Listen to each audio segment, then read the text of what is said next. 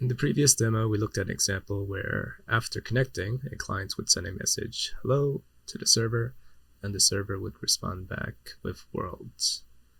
In this example, we look at the reverse, where after a client initiates a connection with the server sends a message hello, and then upon receiving that message, the client responds back with worlds.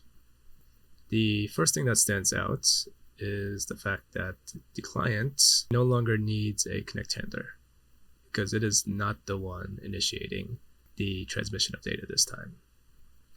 So while we could have a connect handler that prints a message connected with the server, it's completely unnecessary. On the server side, the connection event begins the transmission of data. We print out a message, new client connected. We add that connection to our connections array. We set up a event listener for the data handler. We set up a listener for the error handler, which we can skip. And we also set up a listener for the end handler. And all that does is just remove the connection if the client disconnects. So it's the same as previous. The only difference is these last two lines of code. So the first one, it'll print out a message that's going to send hello. And then it's going to do socket.write hello to send this message to the clients. And again, this happens each time a new client connects. That message hello is going to be caught by socket.onData on the client side. So we're just going to assume that that's one chunk for now.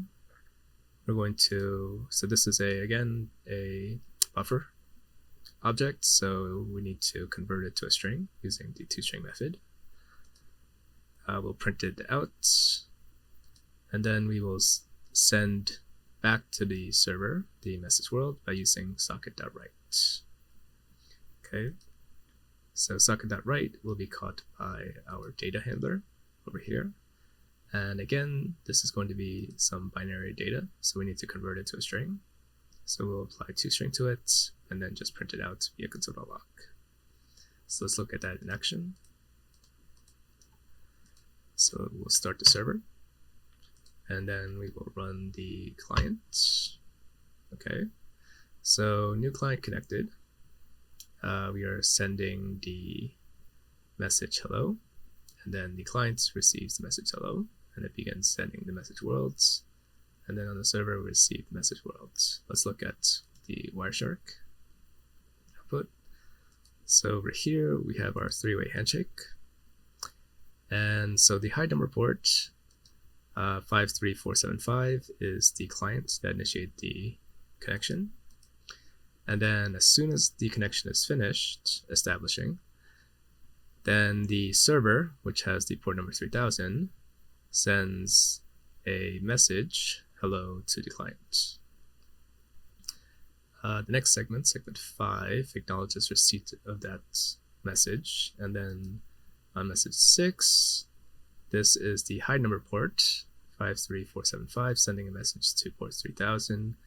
This is the client sending back the message worlds, and then the last segment that we receive is the acknowledgements. So the connection is still established. We need to sort of terminate it on one end, so I'll terminate on the client side this time. And that will give us our four-way handshake to complete the transmission.